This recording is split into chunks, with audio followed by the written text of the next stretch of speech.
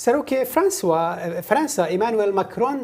دوشنبه د پیوندیه که تلفونی ده لگل سروک روسیا ولادیمیر پوتین دا خواست کرده بو که روسیا ایریشا دجی سیویلین اوکرانی راوستینه و جیرخانه سیویل نکه آرمانج و هر وها به لکو خلک سیویل به سلامتی ریان بکار بینن. به تایبەتی لە باشووری کیێڤ کۆشکا ئەلیزیێ گوت پوتین ئامادەبوونا خۆ بۆ پێگیریە بۆوان هەر سێ خاڵان نیشاندا ji bo şîrvekirina vê mijarê niha Kadarpîrê rêveberê rixistina Kurd bê sînor ji Fransayê bi riya Skype bimeraye dem baş mamoste Kadar Macron got û îro berpirsên Ukranî behsa kuştina sivîlan dikin. Fransî çawa nêzîkî vê yekê dibin? Selav û rêz bo te û bo temaşevanên Penalawetev. Bi rastî Fransa ji destpêkê de dixwest şer nebe ji berî şer dest pê bike bi mehan Fransa tîkiliya de bû bi serokê Rusya Putin rê berî şer bi sê roja dîsê tîkiliyê telîfonê hebûn berî heftîkê bi xwe çûbû wir dixwest ki ev şer dernekeve. Lê piştî şer dest pê kir ragihandina Fransî hem jî ji Elîzeyê tiştê daxuyanî derdikevin resmî têm tekîd dikin ji bo şer nebe ji alîkê dîdî jî kesên sivîl jiyana wa bêparastin ji her du aliya de. Tiştek heye yani dragihandinê de ew Rûs bin yan jî Okranî bin pir derew derdikevin yani yek jê îro vîdeo derket ser esasê ev kuştî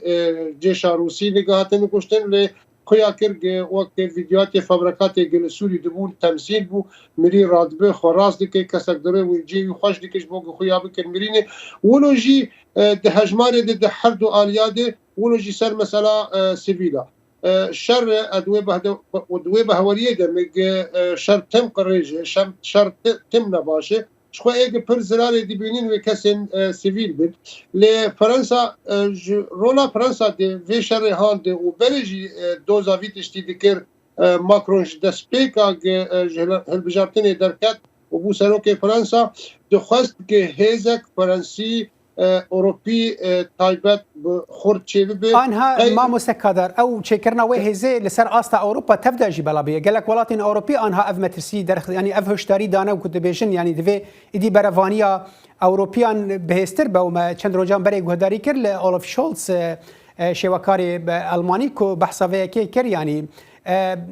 divê derbarê de ببورم گوت شێوەکار ڕاوێژکاری ئەڵمانی دوێ دەربارەی د ئەوروپا چ قەست دکاره خو ئامادە بکە د ئالیە لەشکەری ده yani Fransa berê hazirê berê amadeyê hêzawê heye hêzawê a taybet ji bo gij derve şer bike heye ji xilaf mesela hêza a dindirê welat de quweta wê ji derve heye lê Ewropî taybet ixtigaran dibe hêzên Ewropî yani mesela Fransa alîkî Alman a diduwa Alman agenizîkî vê meselê nedbû û nedixwest ev hêz çêb be ew jî edbê bin dexta Amerîka de bû itîfaqiyatê wa kêlekê bi Rûsarê mesela Gazê de bû lê piştî şerê Ukrayna dest pê kir Alman medî wan berî Fransiya doza vî tiştî kirin û heta Alman tehdîd kir jî serê sedî di do jî mîzaniya Almanya tevî wê bide vê mesela han hêzek a Yekîtiya Ewropa eskerî çêbibe ji bo parastina Ewropa ji ber tiştê bû yani her kesê hemû şirovekar li dinyê tevî jî digotin wê qet ev şerşê nebe tenê wê deng be tenê wê mesela her du cemhuriyet wê yani Rûs wa qebûl bike îtirafê wa bike wê di wê astê dimînî wê derbasî hildirê wa cemhuriyet tenê bibe ev ji alîkî de mamoste Kadar ji aliyê din de jî Rûsyan jî pêşbîniya vê yekê nekir ku Yekîtiya Ewropî wiha yek girtî be vê derbarê de wan jî li ser wê pîvana ku renga Yekîtiya Ewropî ji hev bikeve aliyê helwestan da divê derbarê de Fransa em dizanin ku gelek welatên Ewropî behsa hinartina yani bîşandina çekan bo Ukraynayê ji bo berevaniyê xwe bike kir Fransa divê derbarê de hinekî tin û çeyên wiha nînin ku wê Fransî em bêjin alîkariyên şer rasterast bikin ji ber rola Macrona navbênkar e yan jî tiştekî din heye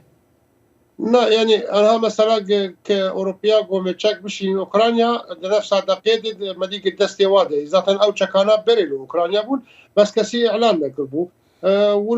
wilo jî Fransa از دوی بهوری دم چکی فرانسی لورن گلاشکر نلور بن بخوا نگی ها بالورج برگام زانن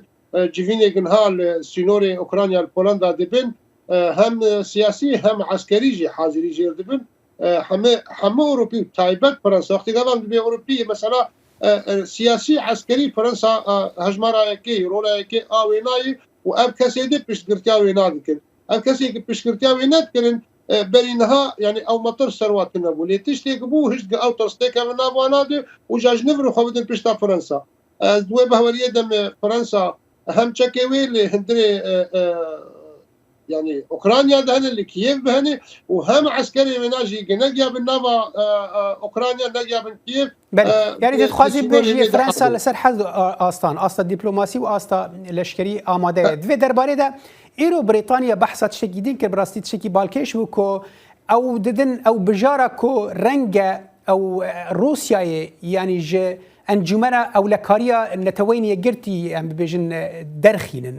ددنا برچاوان او یک چه خاص ممکنه جاری اوروپیان و یعنی ام زانن روسیا اندامه که دم درجه ام بجن انجمنا او لکاریا نتوینی گرتیه چاوا دکارن روسیا جه درخن و نکاربن روسیا جه درخینه ذاتن و شاشیک مزن به روسیا جه درخینه ام دیبینن بوتین یعنی ایریشا که نمعقول بو چکه که بکار آنین نمعقولن تصريحاتي قدن مثلا انه با چکه نووي ام امادنه حاضرن او جي نمعقول يعني قاف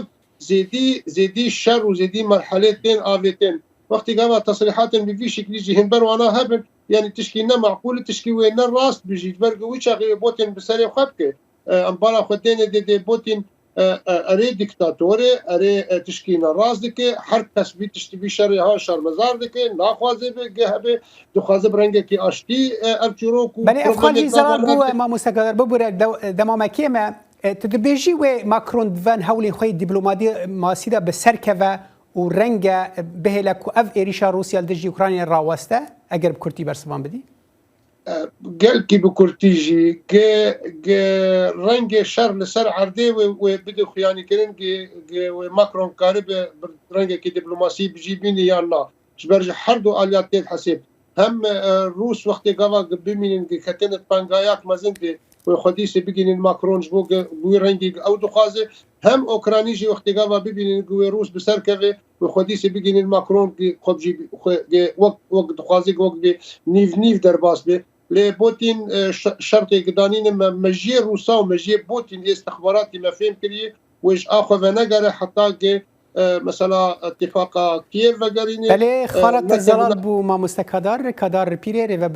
ريفبري رخصتنا كورد بسينورش فرنسا مرا بو گلکس باش بودماته باز خوش